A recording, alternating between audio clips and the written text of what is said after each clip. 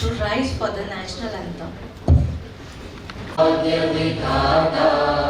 पंजाब सिंध गुजरात मराठा गंगा उच्चल जलधि तरंगा तव शुभ नामे जागे तव शुभ आशीष मांगे गाहे तव जय गाथा जन गण मंगलदायक जय हे भारत भाग्य विधाता जय हे जय हे जय जय जय जय जय हे।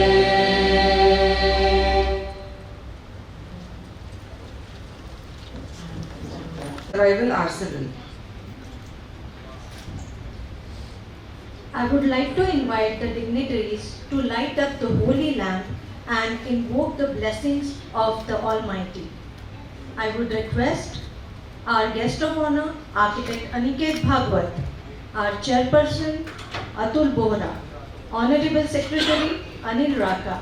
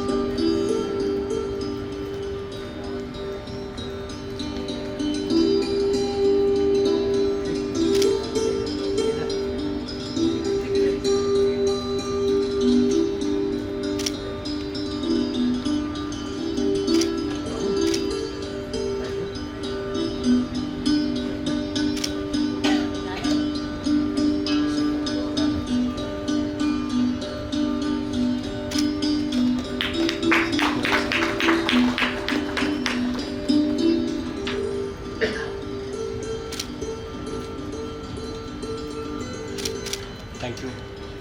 IIID members, esteemed guests, event partners, and each one of you present here today. We are privileged to welcome our special guest, Architect Aniket Bhagwat sir, who has visited our city after a long time for such academic and institutional works.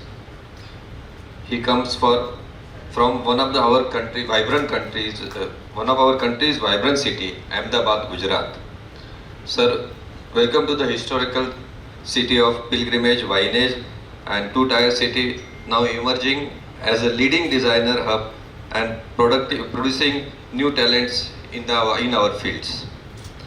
Sir, we have been watching you and your work since more than 3 decades, and they have not only pushed the boundaries of design but has also increased the fabric of our built environment in recent years. Architect Aniket Bhagwat sir's creation resonate with the harmonious blend of innovation and functionality with the aesthetical beauty, setting a new benchmark in the realm of architecture, interior and landscape.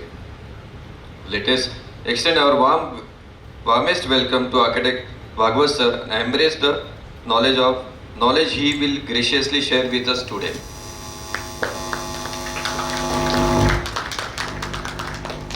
Dear members,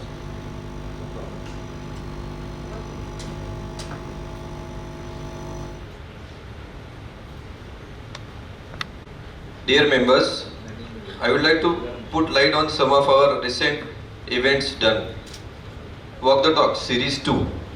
The series promotes the Nashik chapter members' outstanding work. This time we have witnessed 2 of our fabulous work done by our very own members. The daughter, father duo, Architect Anaga and Architect Sanjay Patil sir, and the young couple, Architect Pranali and Architect Abhijit Kothari. Both the projects were a real case study to learn from and truly mesmerizing. And I am very sure the one who has seen this project must be feeling very proud about Nashik Rising Stars. Today, we urge all present here, those who want to show their projects and share their knowledge to our members, please come forward and let us know, we'll arrange it.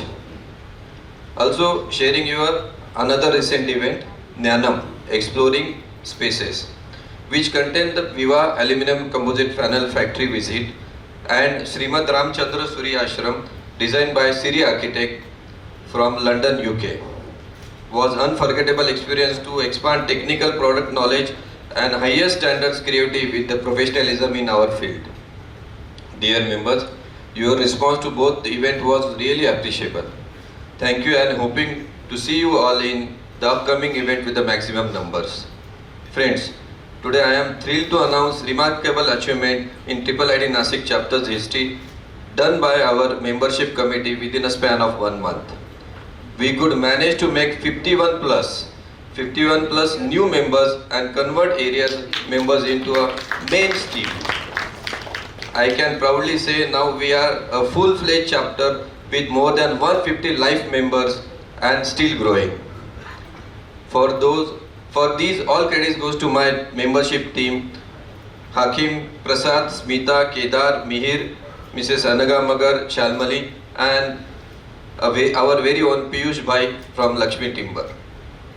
I want to extend my heartfelt gratitude to each one of everyone you who has chosen to renew their membership. Your continuous support not only a vote of confidence in the work we do, but also a powerful statement of your belief in the importance of collaboration, innovation and excellence in our industry. Together we can achieve unbelievable things. Again, we'll appeal you all to please call, insist on our colleagues, professional friends to become a IIID Nashik chapter member. Dear members, on a special note, we want to express our special thanks to Seed Foundation for supporting this event and making it possible. Friends, nowadays we are witnessing the heat waves and facing water shortages. To discuss this topic, we had called our collector office with other esteemed organizations to discuss and give inputs on Jala Samruddhi Abhiyan Yojana. याच्यामध्ये गाळयुक्त आणि गाळमुक्त शिवार योजना चालवली जाते. This work is going on very professionally with the help of Bharatiya Jan Sangatna, Manav Seva Foundation, Art of Living and government organization and professional people there. To elaborate on this, we have called Mr. Sanjay Sonone, who will give us a brief about the work going on there. Here I conclude with a small note that let us harness the collective talent, passion, expertise of our members to create bright future of professionals. Together we can and definitely we will. Once again, thank you and see you all on 20th May 2024. You must have understood that is the election date. We'll see on the election polling station and please make sure that all our eligible members from our family, friends cast their vote for a better and rising India. Thank you, Jai Hind. Initiated by our Honorable Collector, Mr. Jalad Sharma, with BJS and other organizations, through which our Gangapur Dam water capacity will increase. We will play the film and then we'll start. पाणी पाणी पाणी कुठे पाणी? गेल्या वर्षी तर पुणे परिसरात पुरेसा पाऊस पडलाय ना, मग पाणी गेलं कुठे? अगं धरणात पाणी साठलं तरच पुणेकरांना मिळणार ना. पाणी धरणात साठतच नाही, बहुतेक तर वाहूनच जातं. म्हणजे काय? हे असं कोड्यात नका बोलू बाई, नीट काय ते सांगा ना.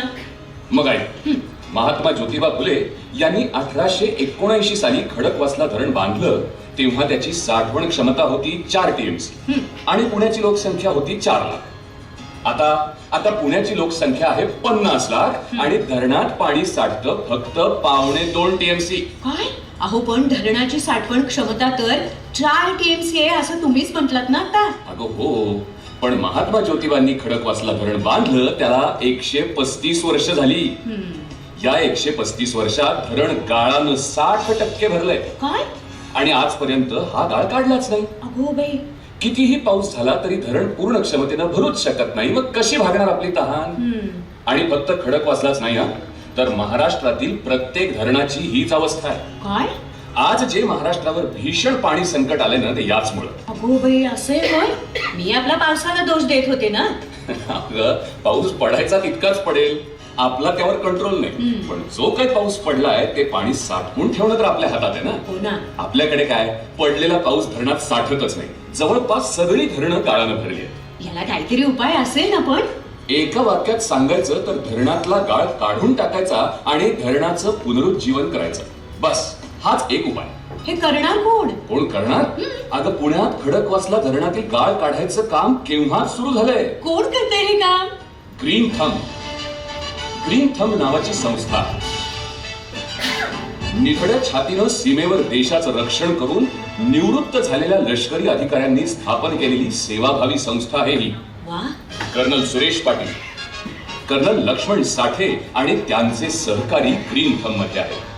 त्यांनी खडकवासला धरणातील गाळ काढून पुणेकरांची तहान भागवण्यासाठी महात्मा ज्योतिबा फुले पाणी चळवळ अभियान सुरू केलंय. वा. त्यांना श्रीमंत दगडूशेठ हलवाई गणपती ट्रस्ट आणि अशा अनेक नामवंत संस्थांची साथ लाभली आहे. आपल्या सैन्य दलानं सुद्धा त्यांना मदत केली आहे. वा.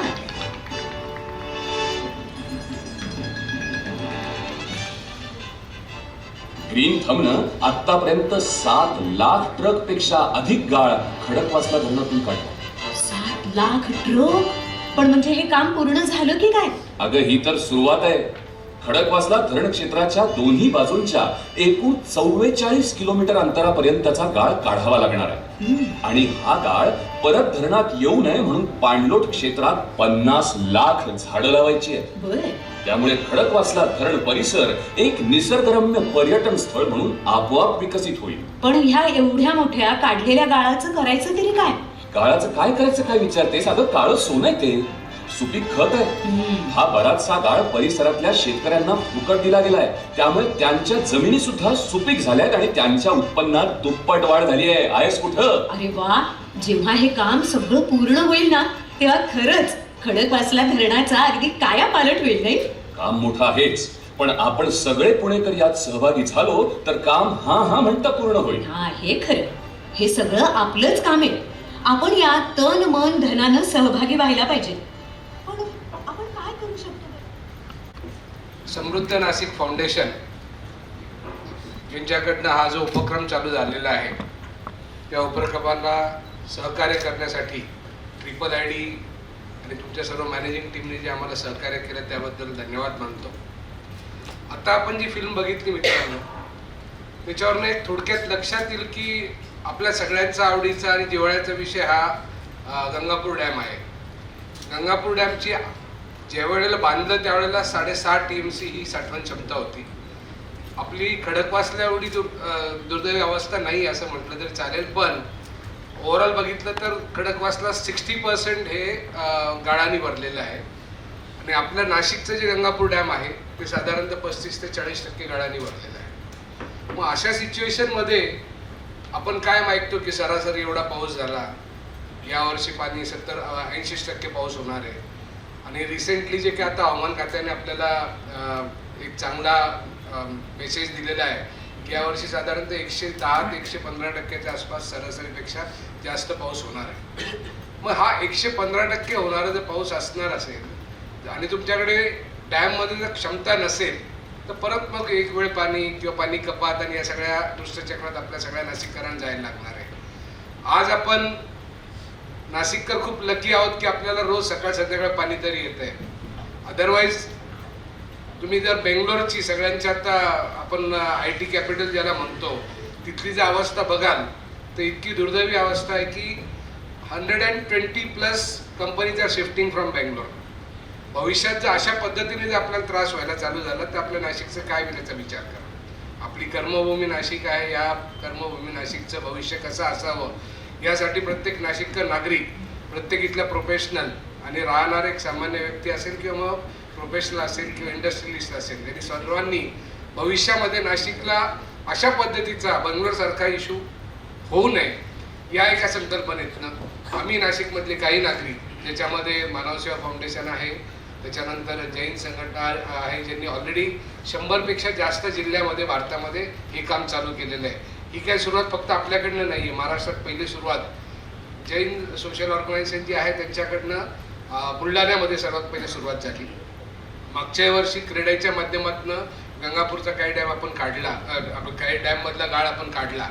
आणि मला सांगायला आनंद आहे की ज्या ठिकाणी मुरमाड जमिनी होत्या, ज्या ठिकाणी काही कुठल्या पद्धतीचे पिकं घेतले जात नव्हते, 10-10 ट्रक 20-20 ट्रक ज्या वेळेला ज्या शेतकऱ्यांनी हा गाळ काढून टाकला त्यांच्या शेतामध्ये, तिथलं उत्पादन क्षमता ज्या ठिकाणी एकरी ₹1,00,000 पीक घेणं अवघड होत होतं वर्षाला, तिथे 2.5 आणि 3 लाख रुपये उत्पन्न वाढलेलं आहे. आणि इन्व्हेस्टमेंट, कारण तुम्ही माती प्रोड्यूस नाही करू शकत. पाणी तुम्हाला निसर्गाने दिलेली देण आहे, माती वाहून आलेली, माती नवीन बनवू नाही शकत तुम्ही. मग ज्या गोष्टी ऑलरेडी आपल्याकडे अवेलेबल आहेत त्याचं जतन कसं करता येईल, त्याचं संवर्धन कसं करता येईल, ह्या एका सामाजिक भावनेतनं आपण काही नाशिककर एकत्र आलो आहोत. आणि माझी सगळ्यांना एक विनंती राहील की या मोठ्या जी काय आपण नाशिक समृद्ध नाशिक फाउंडेशन ही जी एक नवीन संकल्पना घेऊन आपण सुरुवात केलेली आहे. मला सांगायला आनंद आहे, आपल्या 10 दिवसापूर्वी आपण गंगापूर डॅमला याचं उद्घाटन केलं कलेक्टर साहेबांच्या हस्ते. आणि अतुलजी, आपण साधारणतः 1,32,00,000 ही आजच्या संध्याकाळपर्यंत दुपारी 3 वाजेपर्यंतची फिगर आहे. 1,32,00,000 पाण्याची वाढीव क्षमता वाढवलेली फक्त गंगापूर डॅममध्ये. आणि हे काम आपलं 15 जूनपर्यंत चालणार आहे. म्हणजे तुम्ही विचार करू शकतात की 10 दिवसामध्ये जर 1.25 कोटीने जर आपली क्षमता वाढणार असेल तर पुढचे आपल्याला 40 दिवस कामाची मिळणार आहे. त्याच्याने साधारणतः आपल्या ॲटलिस्ट 35-40 दिवसाची पाण्याची तहान भागणार आहे. आणि फक्त आपण गंगापूर डॅम करून थांबत नाही आहोत, तर गंगापूरच्या व्यतिरिक्त दारणा धरण असेल किंवा म्हणजे पाझर तलाव असतील किंवा नाशिकमध्ये आपण ज्या शहरातनं जाणारे कालवे आहेत त्या कालव्यांमध्ये प्रचंड मोठ्या प्रमाणावरती घाण कचरा झालेला आहे. नंदिनी नदी आपली आहे, जी आपली नासर्डी नदी म्हणून आपण जिला ओळखतो, त्याच्यामध्ये प्रचंड घाण कचरा झालेला आहे. किंवा तिथे आपल्याला असे काही वॉटर बेड्स तयार करता येतील की जिथे साठवण क्षमता वाढवली जाईल आणि त्याच्याने ग्राउंड वॉटरचं जे पाणी त्याची क्षमता वाढवता येईल. या सगळ्या गोष्टी जर आपल्याला करायच्या असतील तर ते एकट्या दुकट्या फक्त शासनाचं काम नाही किंवा आमच्यासारख्या 1-2 लोकांचं काम नाही, यात सगळ्यांचा जनसहभाग आपल्याला लागणार आहे. तर मी आज या तुमच्या कॉन्फरन्सच्या निमित्ताने सगळ्यांना विनंती करू इच्छितो की भविष्यातलं नाशिक जर आपल्याला खरोखर समृद्ध बघायचं असेल, ही सुरुवात आपण गाळ काढण्याने चालू केलेली आहे. भविष्यात आपल्याला वृक्षारोपणमध्ये जायचं आहे. महाराष्ट्रामध्ये भारतात आपला स्वच्छ सिटीच्या रँकिंगमध्ये 32वा क्रमांक आहे. दुर्दैवाने तो 12वरनं 32वरती गेलेलो आहे आपण. इंदोर कन्सिस्टंटली 3 नंबरला आहे. महाराष्ट्रातले जवळपास 5 शहरं ऑलरेडी पहिल्या 10 मध्ये आहेत. मग आपण त्या पहिल्या 10 मध्ये पहिले याचा का प्रयत्न करू नये, याच्यासाठी प्रत्येक नाशिककरांनी आपल्याला काहीतरी करायला लागेल. आणि ही पुढची चळवळ राहील, पुढचा प्रोजेक्ट राहील आपला. पण सध्या फक्त येणारा पावसाळा डोळ्यासमोर ठेवून आपल्याला गाळमुक्त धरण कसं करता येईल आणि गाळयुक्त शिवार कसं करता येईल, आपल्या भविष्यातली साठवण क्षमता कशी वाढवता येईल या दृष्टीने आम्ही समस्त नाशिककर आणि आपले आर्ट ऑफ लिव्हिंग असेल, जैन संघटना असेल किंवा मानव सेवा संघटना असेल, रोटरी क्लब आहे, लायन्स क्लब आहे, नाशकातल्या सर्व संघटना आपल्याला याच्यासाठी सहकार्य करताय. मी तुम्हाला आज या माध्यमातून विनंती करेन की या मोठ्या चळवळीसाठी तन मन धनाने तुम्ही आम्हाला हातभार लावा. हे आम्ही काही एकट्या दुकट्यासाठी करत नाही, समस्त नाशिककरांच्या भविष्याच्या दृष्टीने आम्ही करतो आहोत. तुमच्याकडनं सहकार्याची अपेक्षा ठेवतो. आणि मला इथे बोलवलं, मला बोलण्याची संधी दिली त्याबद्दल पुन्हा समस्त एकदा मॅनेजिंग कमिटीचे आभार मानतो. आणि या सहकार्यासाठी मी तुमच्या चेअरपर्सन बरोबर कोऑर्डिनेट मध्ये राहणार आहोत. तर ते डिटेल्स तुमच्याशी शेअर करतील व्हॉट्सॲप ग्रुपच्या माध्यमातून. तर कृपा करून आणि सगळ्यांच्या भविष्याच्या दृष्टीने एक उज्ज्वल भविष्य आपल्याला मिळावं ही अपेक्षा व्यक्त करतो आणि धन्यवाद. Thank you.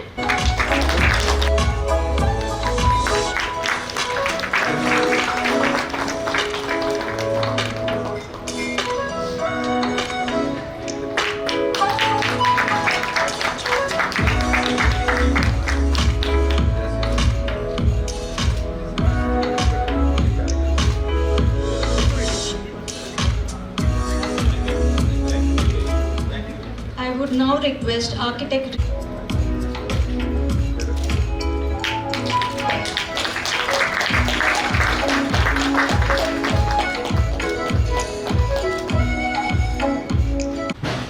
It's my pleasure and honor to introduce today's guest, Architect Aniket Bhagwat sir. He has been a teacher, a guru and a mentor to many who pursued landscape architecture course at CPT Ahmedabad, myself included. Aniket sir, as he was often called so as to not to be confused with Bade sir, that is Prabhakar Bhagwat sir, has had the privilege of being trained under the best. His first mentor being his father, senior landscape architect and founder of Prabhakar Bhagwat Architects, and also founder of ISOLA, that is Indian Society of Landscape Architects. Later, during his pursuit of a postgraduate degree in landscape architecture at the School of Planning and Architecture, Delhi, nearly 40 years ago, he was mentored by architect Mohammad Shahir sir. Together, these two, along with architect Ravindra Bhan, form the core of pioneering landscape architecture in India. Working with and under such an illustrious legacy could have been challenging, but Aniket sir made his mark almost immediately, with many of his works getting published, prominent among them being HL Crossing installation. Over the years, he has inspired many through his unique teaching style, expansive work in both built and landscape projects, and his involvement in research and education through LEAF, that is Landscape Environment Advancement Foundation. It was initially set up as an organization intended to undertake and further research in areas of plant material, landscape design, and environmental sustainability. In so doing, it became one of the very few organizations within the country that supports inquiry in these areas. Over time, LEAF has expanded its scope of work, and with that, the research area it addresses. LEAF ensures continuous dialogue between professionals, providing a platform for discussion and presentation of ideas through Saturday sessions. It welcomes both seasoned and emerging practices to share their work, thoughts, and ideas.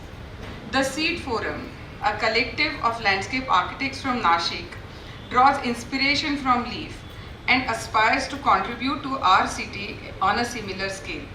We are honored by your acceptance of invitation and are eager for your guidance to help us realize our full potential. Aniket sir is an excellent storyteller, captivating listeners with his narratives.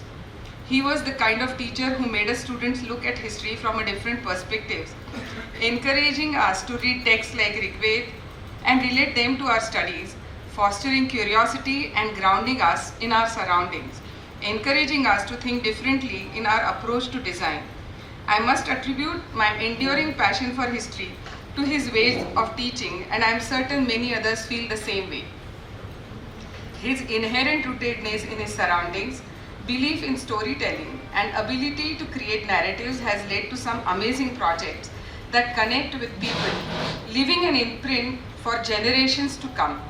Aniket sir has received numerous awards, including the latest one, that is AD 100 Excellence Award in 2024 for Parimal Gardens in Ahmedabad. Through his practice, he has emphasized the link between nature, culture, and design, creating a platform for dialogue on these important topics. With this, I present to you Architect Aniket Bhagwat. Very, very gracious introduction. So thank you very much. Thank you for having me here, IIID, LEAF, Seed. So thank you for inviting me. Today has been a particularly momentous day. So right from the morning, I've been eating food and visiting places, seeing beautiful nurseries, seeing exhibitions, seeing the Wine Museum. So at the end of the day, this might seem a little anticlimactic, but nonetheless, let's see how it goes. So thank you very much for having me here. And hi Palak, just welcome back. So many years back, so Krishna mentions this love for history, and I used to teach history. And there were lots of projects that one knew well, and one taught in the class, and one didn't get a chance to go and see them. And at some point of time, one started going and looking at those projects. So many, many years back, I found myself in Kashmir, and it was a very, very cold winter. Everything was white and grey. The greens had sort of disappeared. There was mistiness. And I found myself in Kashmir. And I found myself at the foot of this garden. This was Nishad Bagh. This is one of the most beautiful gardens in the world. This garden earlier used to be a series of terraces, each terrace representing one zodiac sign. But over a period of time, a road got built and the first terrace has been destroyed, and the subsequent terraces stay. This garden was done in 1600s. It was done by Asif Khan, who was the brother-in-law of Noor Jahan. Noor Jahan, of course, being the wife of Shah Jahan. And it was done essentially as a pleasure garden, as a garden on the Dal Lake. And I stood there at this garden, and you sort of entered the garden earlier through this bridge, which is called the Oud Kamal Bridge. And the boat would go under this bridge, parting the water of the Dal Lake, and the water would lap to the edge of the garden, and then from there you would get down and walk into this garden. And as you walked into this garden, water presented itself in many, many different ways. First, the water was extremely silent. It was calm. It was languid. It sort of reflected the sky. But as you went further, the water got turbulent. It rushed down, much like the water that would rush down in a mountain. And you kept moving up. And much as you enter a place from the flatlands, as you enter it slowly, the mountains take over. And just the manner in which the mountains took over, these chinar trees, these grand chinar trees, started rising up and sort of engulfing your body. And finally, sort of you went to the last terrace where the chinar trees were. And you found a very, very small pavilion. And you didn't quite understand the meaning of this pavilion, because here was this grand garden that you entered right from the Dal Lake, and you rose from terrace to terrace, and you saw this great drama of water, and you saw this great drama of the chinar trees, and it finally ended at this small pavilion. And then you look beyond the pavilion, and you can see it faintly in this picture, and which is the first picture, and it's a picture you don't notice when you're entering the garden, because right at the back is the Zabarwan Hills. And between the Zabarwan Hills and this water is this little microcosm of life. It is this little microcosm of storytelling. And I was moved by it. And moved even more by the kind of parallels that it was beginning to present itself. This is a garden done essentially for the idea of pleasure. But you look at Kashmir, and much like the garden, you enter the valley of Kashmir through a narrow mouth. You enter this garden through a narrow mouth. As you start entering Kashmir, the water is languid, it's quiet. But as you go higher, water desiccates land, and the water and land start merging, and the water starts getting turbulent. And as you go deeper into the valley, the mountains take over, much like the manner in which the chinar trees took over. To me, this garden almost seemed to be a representation of what Kashmir was, both geographically, but also culturally. Because here was a garden of joy, a garden that brought you joy. And yet at the same time, it was tied down hard. It was held on both the sides. The joy was being told in strong confinities. This was not unbridled joy. This was not joy that jumped all over the place. This was joy that was held between the channels, held between the tanks. Much in the same manner that Kashmir has seen itself. It finds joy, but in a very, very controlled manner. And I just could not begin to sort of marvel at the manner in which this garden, done 400 years back, 500 years back, was relevant for me again today, and it started telling me the story of Kashmir. So stories, essential survival arsenal, that's what we have finally. When everything gets over, the only thing that we have left is stories. I've got a little text that I have, but I will read it perhaps later, and I'll launch straight into it. A few years ago, a book that was called 250 Things That Landscape Architects Should Know. And we were asked, each one of us, to contribute one page or 3 pages. And one of the pages that I contributed was called Being a Divine Storyteller Who Speaks a Universal Language. That's what a landscape architect and an architect needs to be. Because finally, when it's all over, it's the stories that remain. We hear them when we are young, We gather them as we grow, of tales of love, friendship, hardship, and how to counter them, of greatness and inspiration. They accompany us as faithful companions, silent, till we wish them to speak. Like warm clothes on a cold winter night, our lives are layered with them. In a world numbed by the onslaught of mindless words and images, honest, powerful stories will be remembered. And if we want the world to heed us, we will have to learn to tell them of cities and their meanings, about the fragility and the delight of nature, of our culture and of our place in the world and its meanings.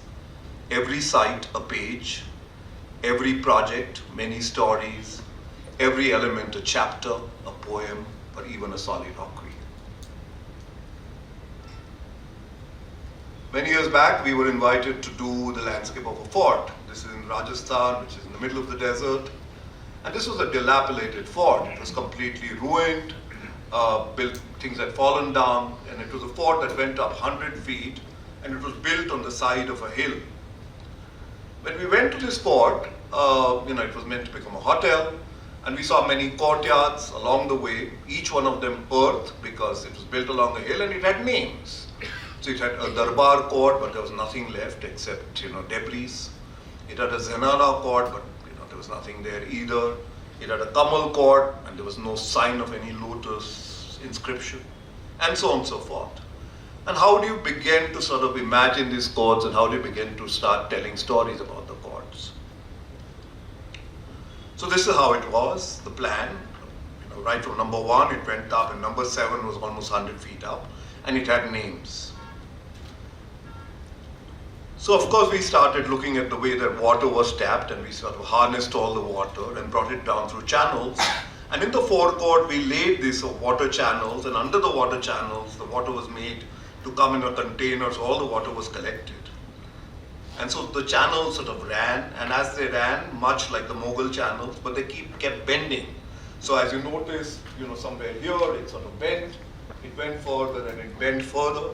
And these channels sort of were contemporary, they bent, and every time that they bent, they responded to something that was there. So first there was a temple, and it responded to a temple, and then when it bent the next time, it responded to a jharoka. So that's the way that the channels were laid, and along the way they kept bending and responding to that which was. As you went further up, you came to the first court, and there were 2 large boulders that we placed there, and the boulders were full of strength, and the place is called Devi Gad. So it was about the power of the woman, the strength of the woman. The court, these 2 stones represented this idea.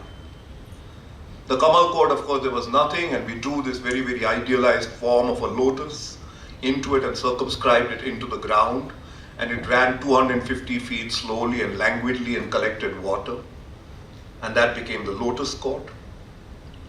There was a Darbar court, there was nothing in the Darbar court. We sort of did the flooring and circumscribed the globe, or the universe, and at the edge of the universe put a throne, and behind the throne the idea of a tree of life, to say that you can rule on something, but ruling is fragile.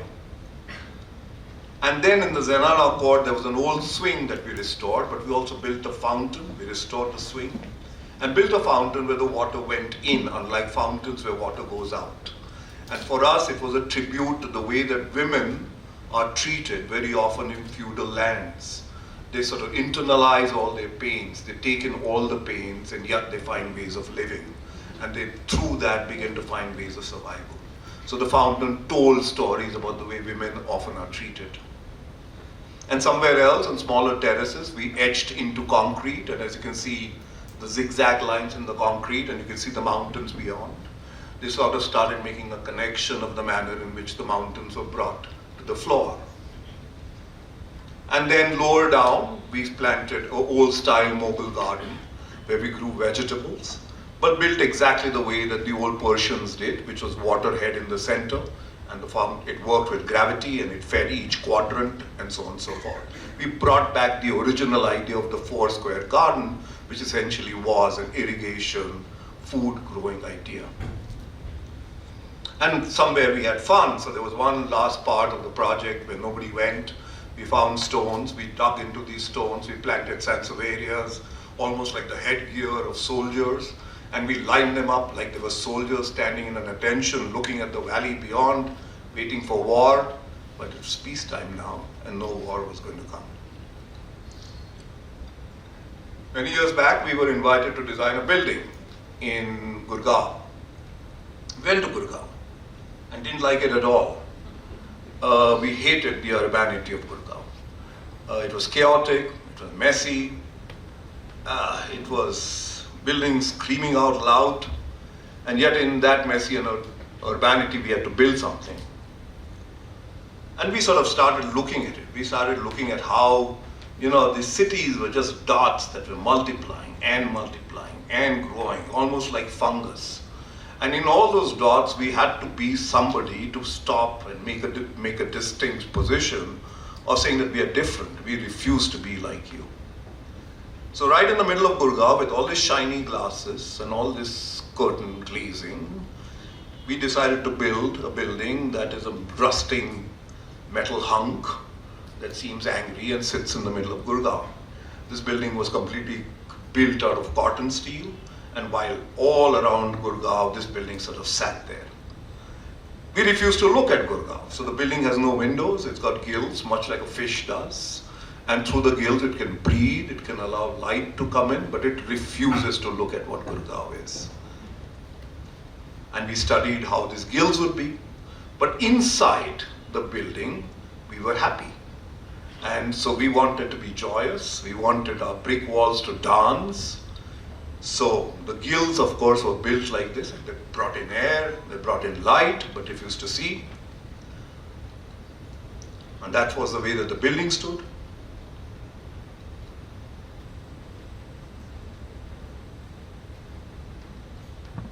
And it brought in divine soft light, so it sort of modulated the harsh light of Delhi, and it lit up the spaces inside. But in the courtyard, we built it with brick. We got many different ways of bricks, molds done. We sort of designed bricks in almost 12 different ways.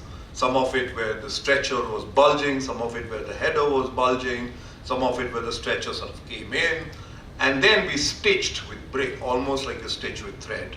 And we stitched these walls and braided them and designed each wall in a manner in which there was a stitch that was beginning to be seen in the walls. And then we made the wall bend and sway and dance because it was happy. So the walls bent and sometimes they turned on themselves. And where they fell in, they were held with sort of compression struts. Where they were going out, they were held with tension rods. It was used for parking, but also used for art.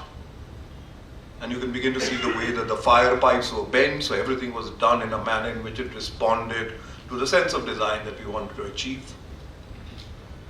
And then, of course, the rest of the spaces. So in the middle of Gurgaon, we wanted to tell the story of modernity. We wanted to tell the story of what modern architecture in India has done and the materials of modern architecture. The materials of modern architecture in India have been brick and exposed concrete. We've seen that with Corbusier, we've seen that with Louis Kahn, we've seen that with Doshi, we've seen that with a lot of people.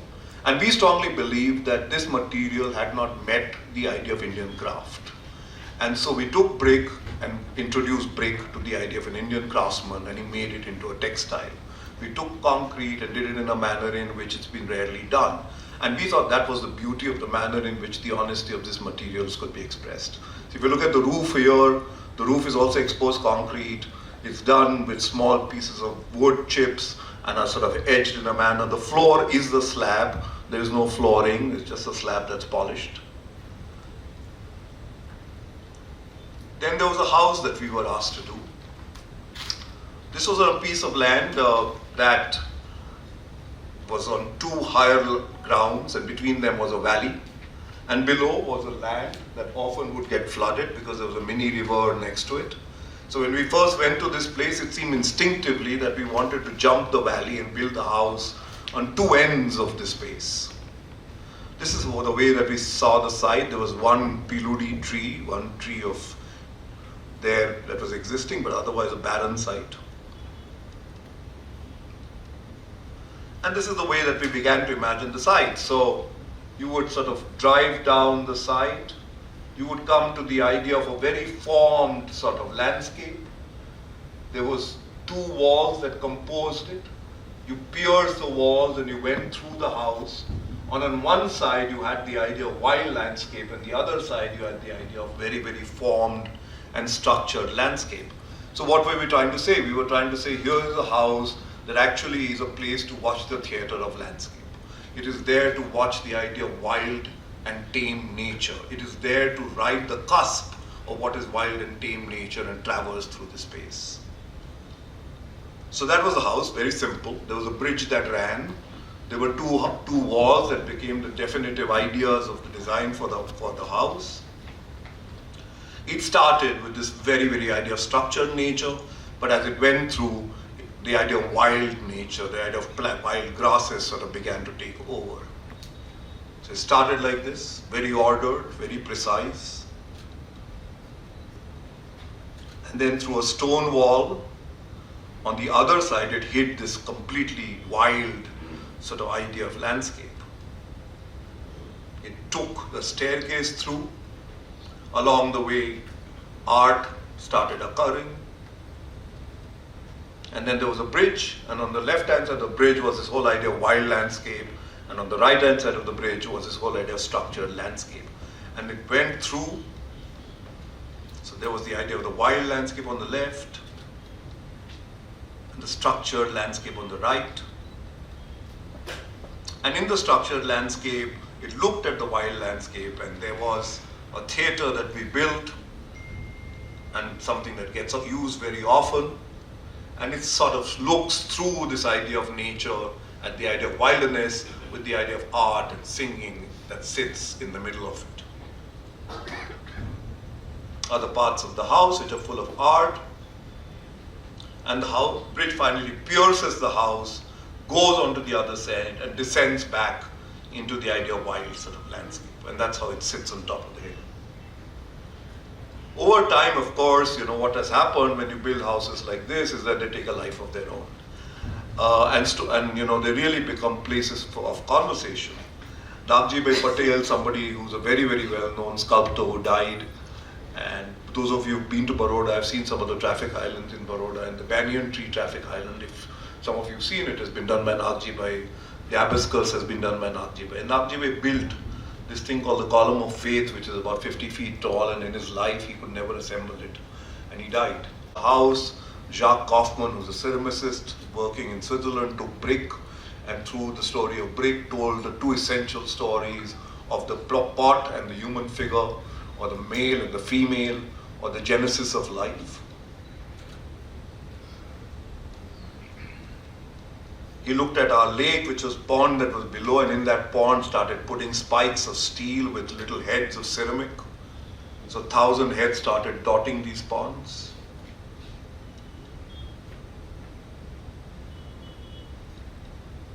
And then recently we did an extension, 10 years after the house was built, and we were looking at the way that this entire landscape was, and the landscape was really about wild fields, about the sky, about the idea of order. Palak is sitting here, she drew it, and this became the terrace of the new extension. And so this house really has become something that continues a conversation. It's been 11 years and 12 years, and the conversations continue. New pieces of art come in, new discussions happen, new ideas happen, new extensions happen, and it largely happens because you started a good story. You started a good story, and you started saying, let's talk about nature, let's talk about art. And we planted the idea of the story in a manner in which it's rich enough that after. Also recently we built a house in the middle of an orchard. Here was a large field, agricultural space and an orchard where the client's father had tended to this piece of land, and he built a beautiful orchard. And in that beautiful orchard, he planted this lovely avenue of jambu trees. And on both sides, there was agriculture, and that was the only open space. And so the house needed, in some level, to intrude upon this agricultural space. And there was this beautiful avenue of a jambu tree, which is very rare in Ahmedabad. It's sort of commonplace in a lot of other places, but to see an avenue of jammu in Ahmedabad is, well, very special. So we looked at what was there. We looked at the avenue of the jammu trees. We looked at the existing trees. There was a pond. And we wove the house without disturbing this, but in a manner in which he started responding to this idea of the Jammu trees. And along the way of the Jammu trees, we decided to build 2 guest houses with a bridge that sort of took the idea of this avenue and split it on either sides. We created the pond and built the dining space next to it. We built a maze, a sort of cosmic maze. We thought the idea of agriculture is connected to the idea of the world, it's connected to the idea of the universe, and so we needed to do something that was symbolic, in that graphically sort of created a surreal idea of a landscape. And the agriculture still continues, but within the agriculture we've interrupted it a little bit.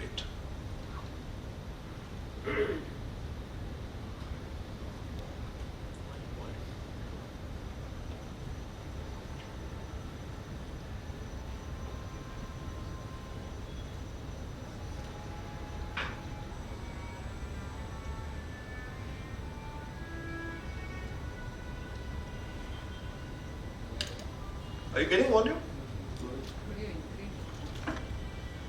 I don't think the volume is on this. I think the volume is from here.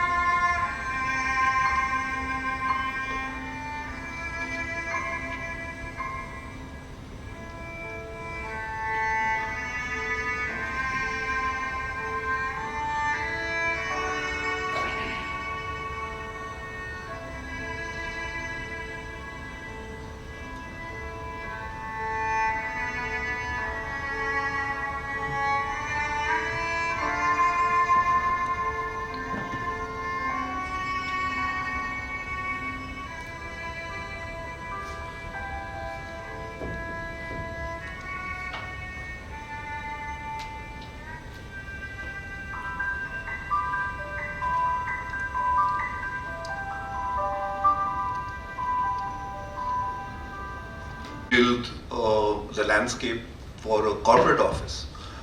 This belongs to one of India's biggest sort of corporate houses, and they could have done a landscape of any kind that they wanted to. But they believed in the idea of decency, they believe in the idea of ethics, they believe in the idea of ecology. So the building itself is understated, we've not done them, but we were invited to do the landscape. Just around the time when we started working on these landscapes, we had gone to Agra, and we had seen Babur's first garden in India. This is Arambagh or Rambagh. And it's a simple plan. It's a plan that's just full of grids, and it sits on the edge of the river. So this is the plan. It's a very, very simple plan. And if you don't go there, you start believing that there's nothing in the plan.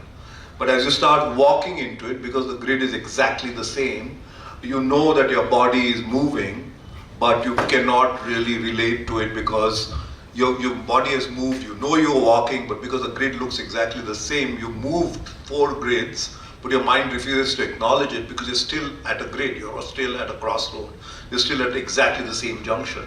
And this garden sort of plays on your mind, and we were very, very impressed with this garden. So when we started looking at this, we started saying, let's think of this garden essentially as a set of grids, and within these grids, the gardens would sit. We started taking the idea of the grids from the buildings itself. So the buildings were simple. There was 2 office buildings on top.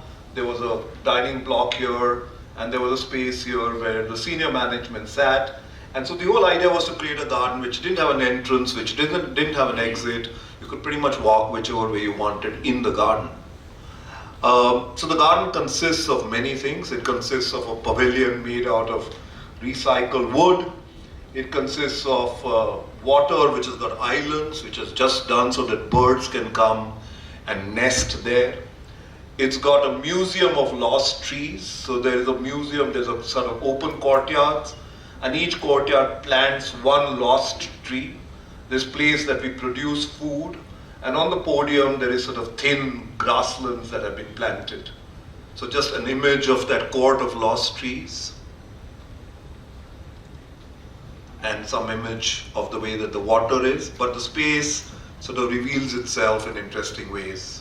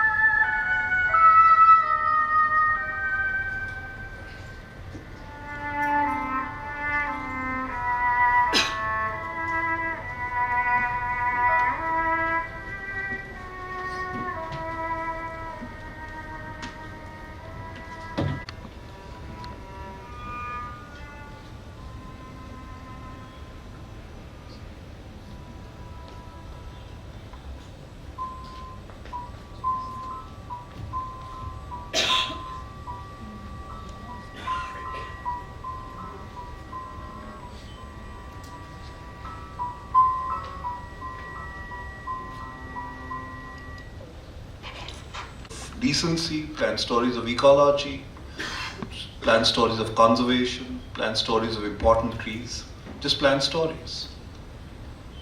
This is a project that we did in Bombay.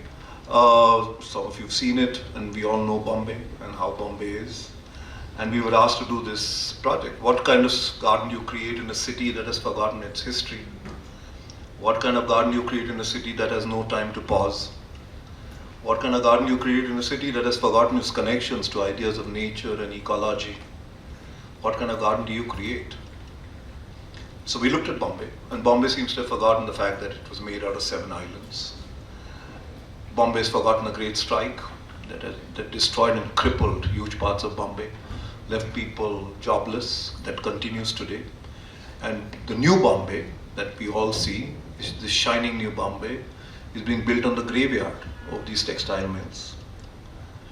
The Oval Maidan, and we've forgotten the importance of those Maidans and what they really did to Bombay. The hanging gardens, not many people remember hanging gardens. People of my age and older, of course, remember hanging gardens because it was a staple diet of all Hindi movies and all love scenes were shot there, but not anymore. But most people don't know that hanging gardens are hanging because under that is a huge water tank that actually serves the area there.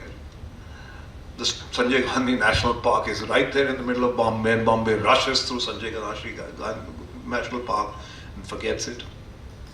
We forget the story of the Castle Aguada, the Dutch fort, and the history of Bombay.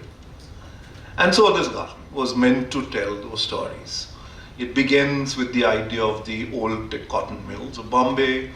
It tries to sort of tell the story of the hanging gardens by raising itself slightly on a deck. It plans a certain diversity of plans to sort of respond to the idea of the Sanjay Gandhi National Park. There are 7 quadrants, each one responding to the idea of the 7 islands. There's a curve from top to sort of introduce back the idea of Bombay's connection with the maritime history, and then you go on to the sort of Oval Maidan. It sits on a busy road. These false chimneys pop out. In the gate are the names of all the textile mills that have been shut down. As you walk in, you're surrounded by these textile mills, and you walk on a floor that is made out of concrete. But when you look closer, it's made out of concrete and machine parts, almost as if it's a floor which is created out of the graveyard of the textile mills of Bombay, and you're walking on this graveyard. You go further, and in the center is this large plaza, as I was talking about, that's coded almost like containers that are stocked in a shipping port to sort of make this connection with the manner in which Bombay was important, because it was an important port, not anymore. It has swings which are idyllic, planted with coconut trees, because that was the planting on Marine Drive much before Marine Drive got hardened. It's got benches which are like the benches that you have on boat liners, where the back sort of changes depending on which side the boat is going.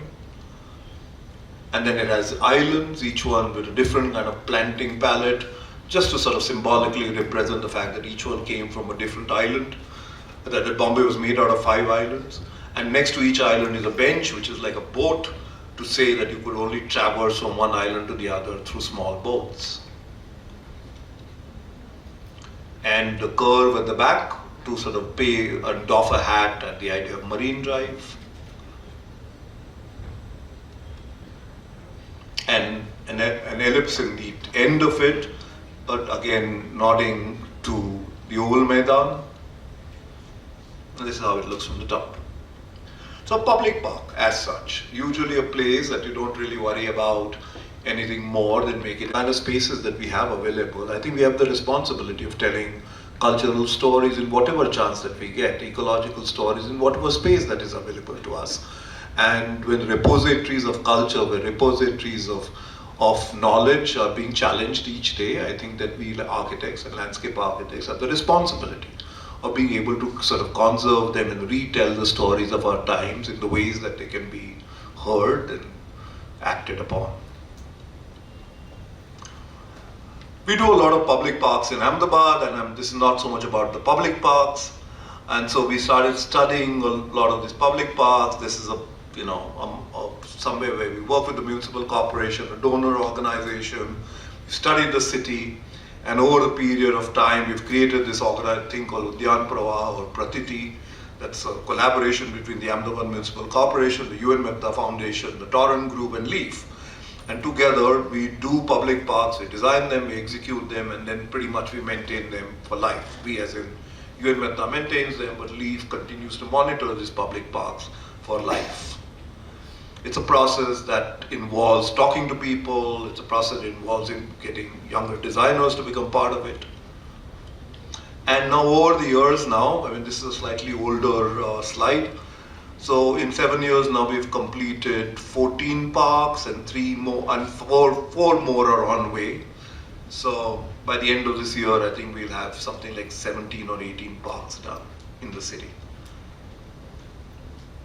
Quick clip of how some of the smaller parks are. And they're really small and very simple.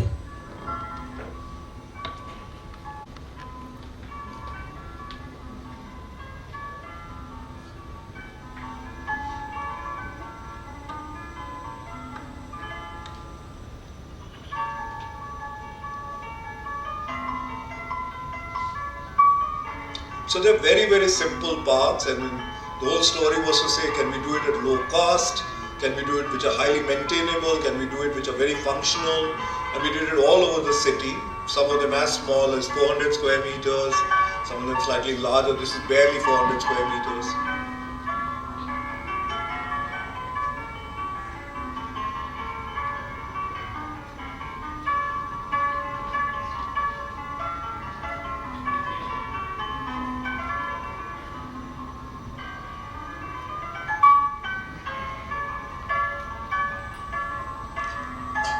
All these parks use the least amount of civil work, they conserve all the water, they try to look at plant biodiversity, they create manure, they look at maintainability very, very carefully, so it's sort of look at the least amount of maintenance. It's been 8 years now and all these parks are rather well maintained.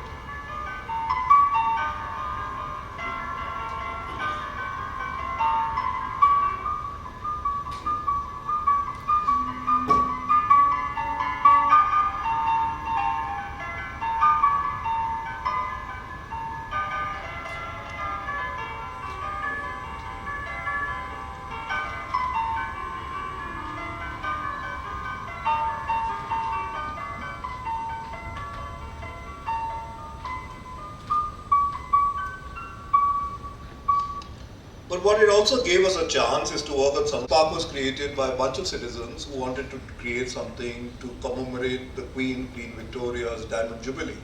So what used to be the jail land got made into one of the first public parks in the country, and Victoria Garden happened. And in those days, of course, the city was on the other side of the river, and so Victoria Park became a very, very important park in the firmament of the city. Over a period of time, Mahatma Gandhi and Sardar Patel went and instituted a statue of Lokmanya Tilak in this garden. A Parsi family lost their son at a very young age because of an accident, and then dedicated a fountain in this garden. So there were stories of history with this place. It had the first public radio. This was a plan, but over a period of time, of course, because the roads had expanded, the garden had been cut, and it was in a terrible, terrible state. So when we found it, this is the way that the garden was. It was a dump yard. It was a place where people smoked drugs, drank alcohol, and it was where nobody really wanted to go.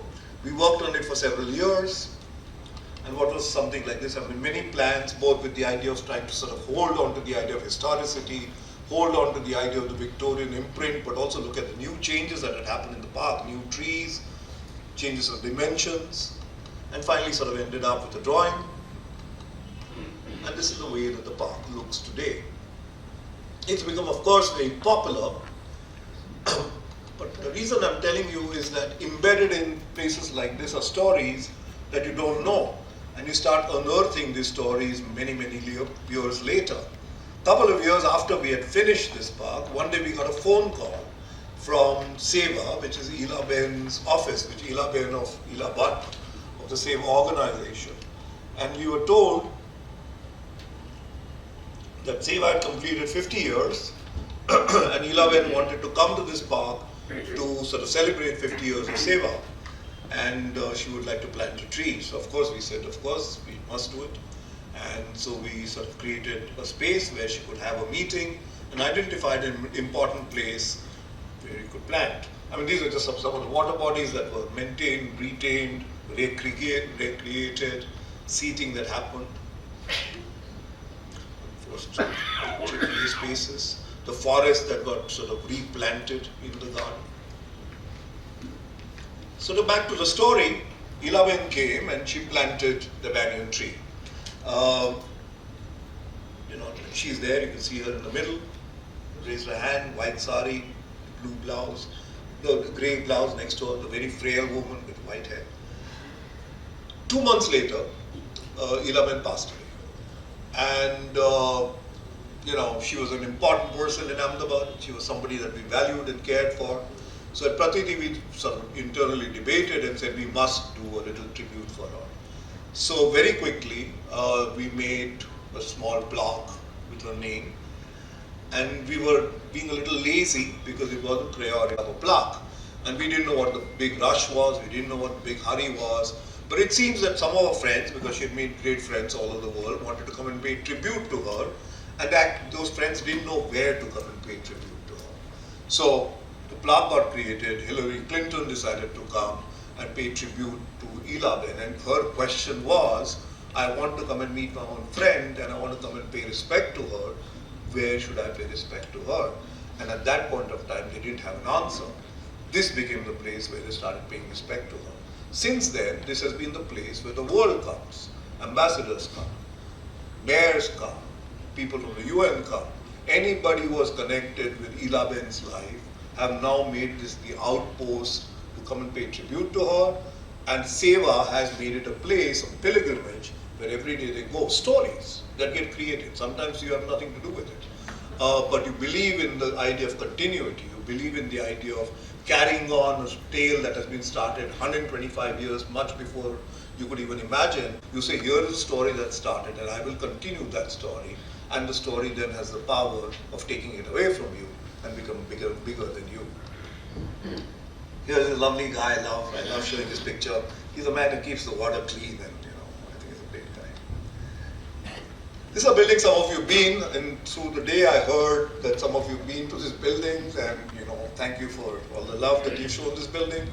So it's a simple office building. I mean, what many people don't realize is a simple office building that looks at FSI. It's very efficient. It's got no circulation space. So it's a real estate building. And we really wanted to sort of make a point saying real estate buildings can be pretty too. This building is broken into two wings. This is for the same people that I showed the house. So there are people already invested in the idea of art. And we really wanted to see whether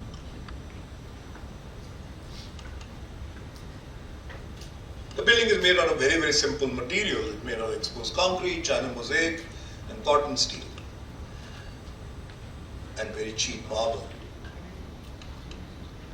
You go down the ramp of the building and you enter this parking area. And this parking area is quite beautiful. It's cast very well, but it's also very magical. It's a parking area that actually is used to park cars, but it's actually a place where we have jazz concerts, music concerts, exhibitions, talks. You make something beautiful, far more beautiful than it deserves or ever wants to be or ever imagines it to be. That place begins to find a life of its own, a life that it never thought that it could ever have. And this place has taken that life. On the wall, which I'm not explaining, but it's a Gabion wall, so the retaining wall of and you can see the image of a tree, but as you go down, the tree gets harder and harder and harder and harder, so it ends finally where the tree becomes a building, and it's a red sign in the end where Walter's sort of screaming and saying it's time to stop. What you don't see in the niche is little cages. I don't know how many of you know that in the old mines, when the oxygen started dying in the mines, they used to have cages with canary birds, and when the oxygen died, the canary birds would start singing. This client is in the mining business, so we thought we should give him a warning. So we've got these little cages there. And then it comes up, 1940 painting, and we were stunned by the painting because it had objects that were hung up in the air, and it seemed to be very still, but they also seemed to be objects that had potent and very strong energy. And we wanted to sort of create a space where you come into this quiet space below, you rise up the staircase into a place that is still silent but still has potent energy. Details of the building as you go along, and this is the painting, Uncomposed Objects in Space, 1929. And that was the way that we interpreted it. In the atrium, there are these huge cotton seal boxes that jut out, they're sort of uncomposed in a certain manner, they frame the sky beautifully. They look like they are in suspension, they look like they're quiet, but they look like they're imploding with a lot of tension.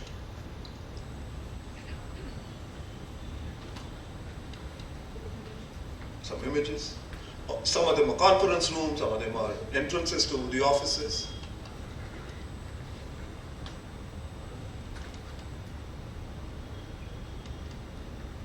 And then, of course, we were called to do the interiors. I'll rush through this very quickly, but by the time we started getting called to do the interiors, the building had found its name. All along, we were just calling it Office for Ruberman, Office for Ruberman, but by the time the building got done, it got called Ark. And Ark, as we know, is this big story of Noah's Ark. It's a place of safety. It's a place where the world is drowning. It's a place that we go away to find a new life. And so the interiors, so that's the Ark. So the interiors really sort of wrote the story of what Ark was, about chaos and beauty, what happens when the gods are angry, what happens when the floods come, what kind of board gets created. And in this very, very regular office interior plan, started telling the story. The building is really seen, the office is really seen like an art gallery. There is on top that artwork that you see, which is really the river. It's done by an artist called Brugain. And then while art sort of dappled along the interior space, we told the story of art through gone painting. So this is a gone painter interpreting what happened in the floods and how the animals fled. We used craftsmen from Kutch. This is copper, and the copper has been treated with salts, so it's red copper. And then everywhere we started introducing the idea of animals fleeing the space. So all the tables became like the legs of animals in an abstracted manner. The lamps became stories of animals woven into fabric. Another garden that we did, and this is the one that Krishna referred to. This is a 67-year-old garden that we recently refurbished. This is done again out of the desire that Ahmedabad should be modern. It was proposed by Ahmedabad's first mayor, and Chinubai Chimmanlal Seth is the person who proposed it, and finally this garden got done. It was always a piece of land that was a low-lying place, and it had a pond, and in many, many years it underwent many changes. What is important here to note is that this planned garden was twice done by an important architect in Ahmedabad. I don't know how many of you know him. Twice he had worked on this garden. So of course, he had done it in the 1990s, and in the ensuing 30 years, as in things, the garden had become in disrepaired state. Everything was gone.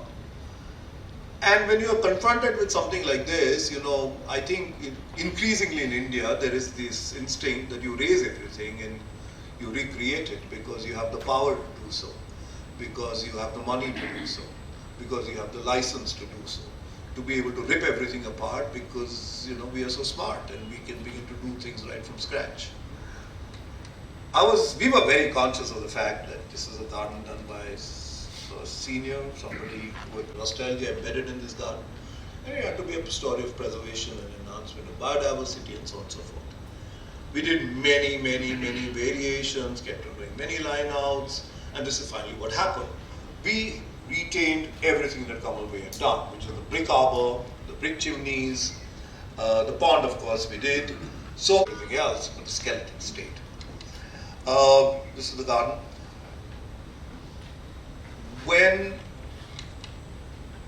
images of the garden, it's beautiful. I mean, some of it as a tribute to the textile families of Ahmedabad, because this is great might of the way that they collapsed and crumbled just because they were foolish enough not to see the change of times.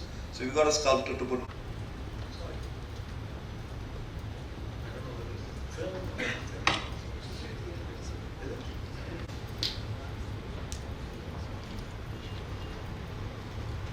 So when the garden opened, one of the first things that I did was what had happened. At the other level, he was very disappointed that he hadn't done it. But nonetheless, I mean, we've become good friends, and he now goes there every day in the evening. But you sort of find a way of continuing things. You find a way of continuing history. It's rather beautifully maintained, planted with huge. It's become a place where two photographers have made it their home because, anytime you go, you want a wedding photography or, birthday photography, they are there. So, it's always there. People use it to practice theatre. People use it for yoga, of course. People use it to sing. People use it for sketching. People use it for that, I don't know what that sport is, climb where they jump over things. So they use it for things. The old people who come and have their own bands here. It's become quite a place. It's really become a theatre for the city.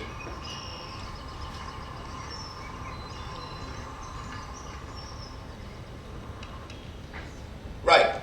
Sitting in a place that was scrubland. This project is simple. It has got the idea of water in the middle. It's got pathways that surround the water. And it sort of played with the idea of formal and informal geometry. So what do I mean? That when you see number 6 and number 4 and number 7 and 8, these are areas of formal geometry.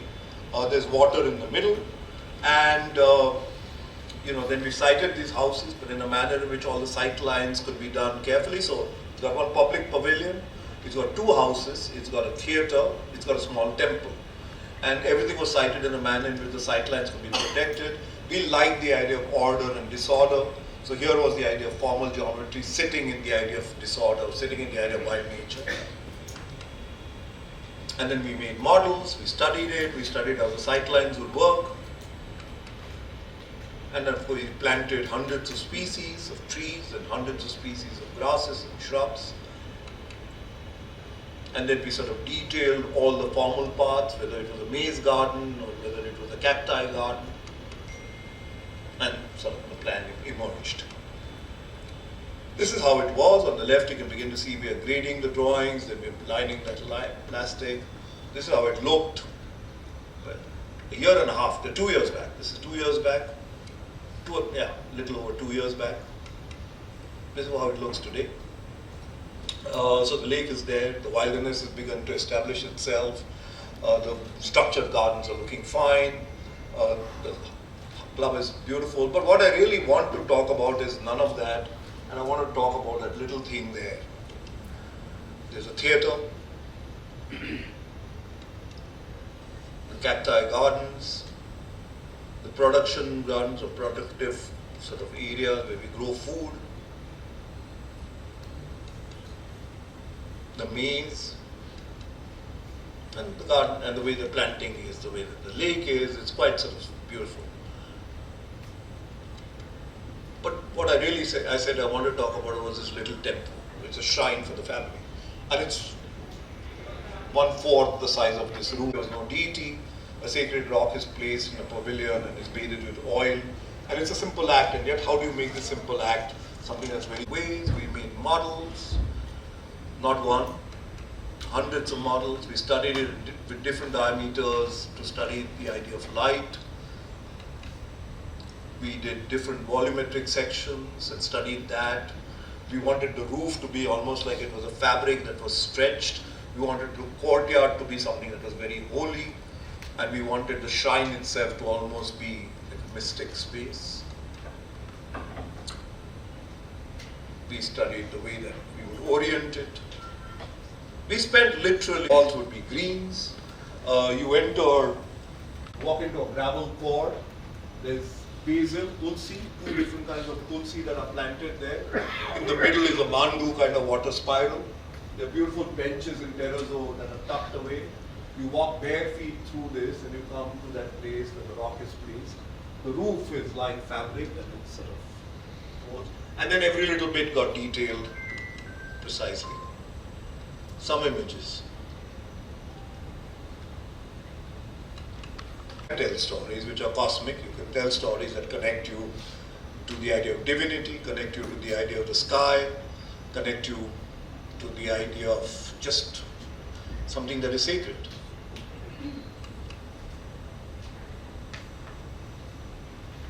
This is something my father did way back, and you know the story of mining in India. He found himself in this quarry, and I was there, I was traveling with him. And I didn't go to the quarry, I was at the house across the river, and the client and my father went to this place in about 11 o'clock in the morning, and I thought they were going to work the full day, and said, please rest. I was very young, I didn't understand what was happening. Well, not that young, but nonetheless didn't understand what was happening. This was in the 1982, 83. In the night, I learned what had happened. So the client sat on the deck and, got tea and whatever. And asked him, said, Bhagwat, are you serious what you said in the morning? So then I learned that when my father and this client were walking in the bowels of this quarry, which is basalt, in the peak summer, and the temperatures were 42 and 44 and 45, so you can imagine how hot it was in this quarry. He looked at this quarry and said, I'm going to make a forest. And the client decided that my father had been hit by the sun. So quickly took him to the shade and said, there's something wrong, Bhagwat, the sun has affected you. And put him in a car with strong instructions that you will go and drink Nimbu Pani and go to sleep. In the night, of course, he asked my father again and said, are you serious? And my father looked at him very, very offended. I said, of course I'm serious. I will make a forest. It sounded stupid. It really did. He worked on it for eight years. This is how it was. He looked at the rock, he put dynamite into the cracks, blasted it, packed all the cracks with sand, with soil so that things could grow. He took all the soil that was in the neighboring fields and sort of spread it over the quarry, and he waited for the first monsoon. When the monsoon came, he saw the first things growing, and it started creating a microclimate. And then he walked over and over that land with a piece of rope, with people, 3 people holding the rope, and he would keep asking them to stop, and wherever they would stop, he would plant a pit. Now he could have planted it in a grate. Don't grow in grates. And the only way that you could do it is to get people holding big rope and keeping walking in, and because it was random, that they would keep taking pits. 8 years is what he worked there. Today, this place has become a beacon not just for us, but it's become a beacon for students. It's become a beacon for the world. We get mails from mining companies, CSR companies globally, asking us what was the process we followed. And we have no answers, because the process that he followed was faith. And that was the only process that he followed. He believed that it could happen. That's him. That's that man on the left. People go there quite often. I'm not getting into this. The process was straightforward. This is what the plan is. This is him working. This was the land. And this is what it is today.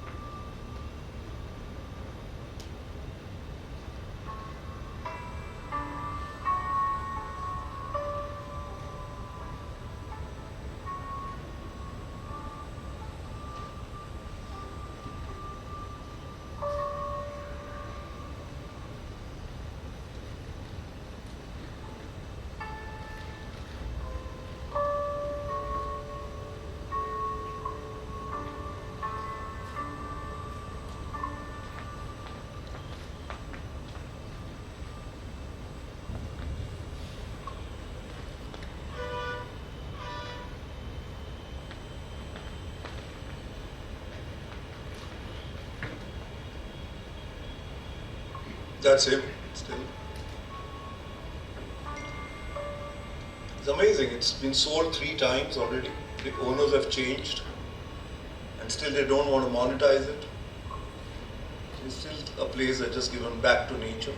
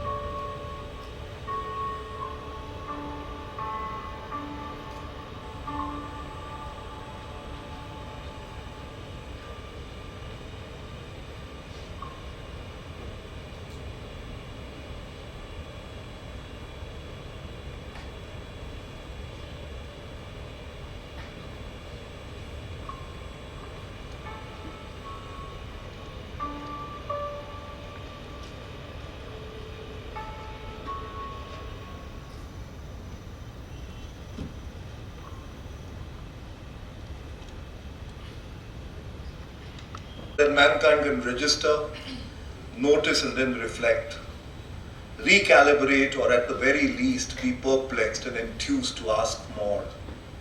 look around to call outposts of calibration, spaces of soliloquy, spaces of reflection. We need them more than ever. And it's our calling to write such spaces into our times. Thank you.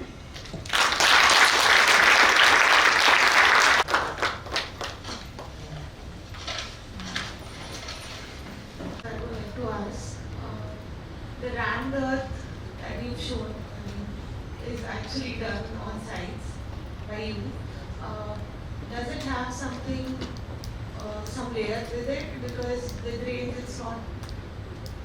Are you talking about the pathways? Yeah, about the pathways that So I'm you showed. wondering, I will forward a document to Rucha right now. Okay, sir. So there's a little document. I mean, you actually have to do soling. You take brick dust. It's brick dust, not rammed earth. You take brick dust. You put about 11 to 12% either lime or cement, Okay.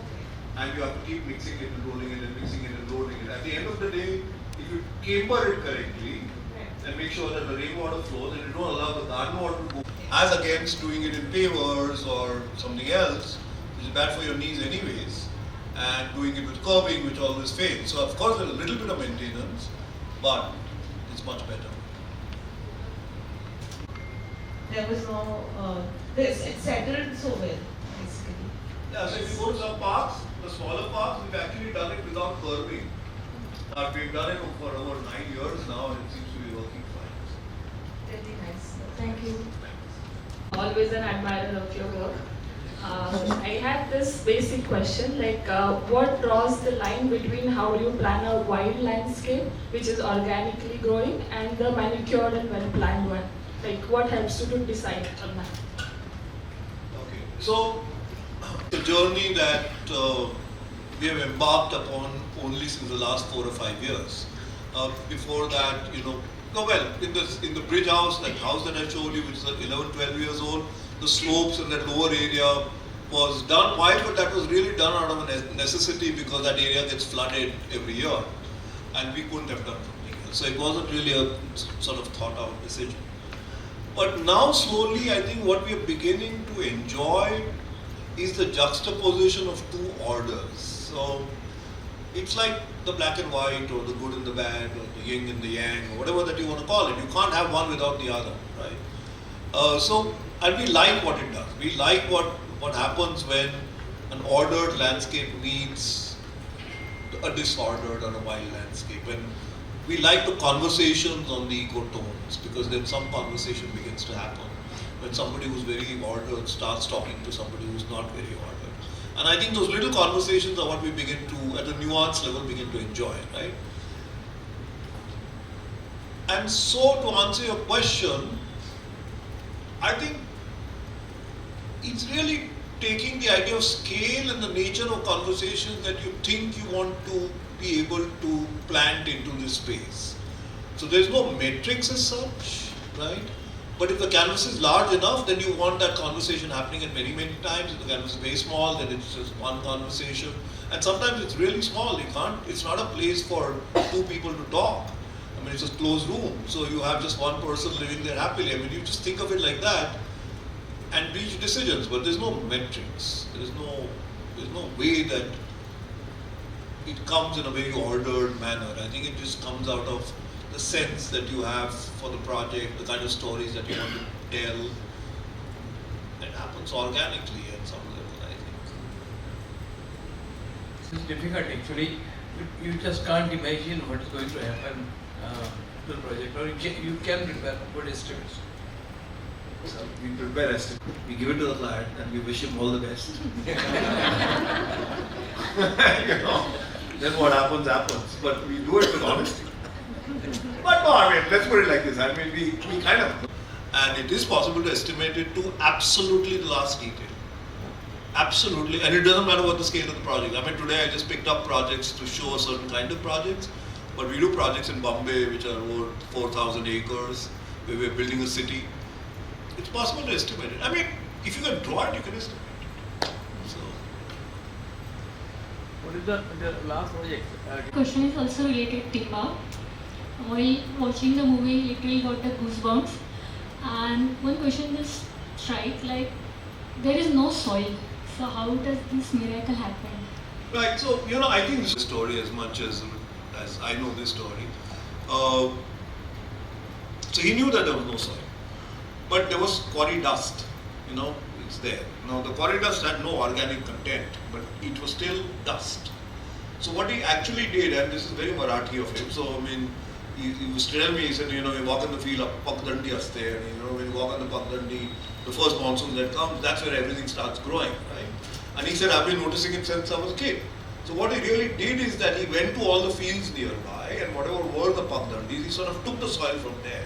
And he looked at the streets and the sort of cartways in that area, and along that he realized that this was areas where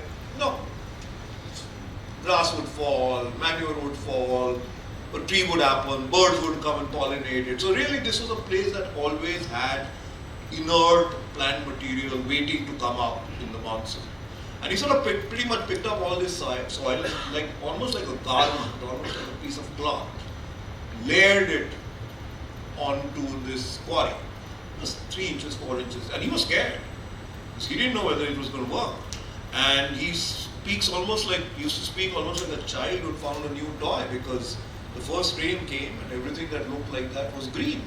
So suddenly, little things started growing, and he knew that things could grow, and he knew that a microclimate could be created. So he just believed it. I mean. And it's very sad because we keep on getting mails every year, any number of mails saying, have you documented the process? Can you tell us what the details specifically? Nothing. Just faith. And the belief that nature can heal itself. That's all that Every good thing has an end to boost new beginning.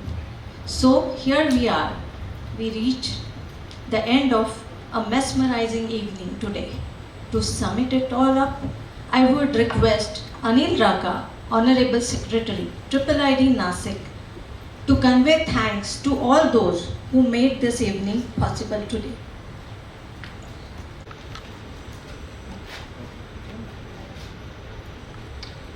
What a mesmerizing presentation by sir. All are speechless. Dear IIID members and guests, thank you for joining us today to celebrate World Landscape Month with the great architect Aniket Bhagwat sir. A special thanks to architect Aniket Bhagwat for his inspiring insights into landscape architecture. Sir, your expertise has truly enriched our understanding of this vital field. Thanks also to Seed Foundation for their support. Thanks to MOC team Suruchi and Sapna, and thanks to Managing Committee of IIID who supported us, and thanks to our own photographer Sham for good memories, and thanks to SSK Management for giving us this venue and delicious foods. Thanks everyone involved in this event, a successful one. We look forward to more enriching experiences in the future. Thank you.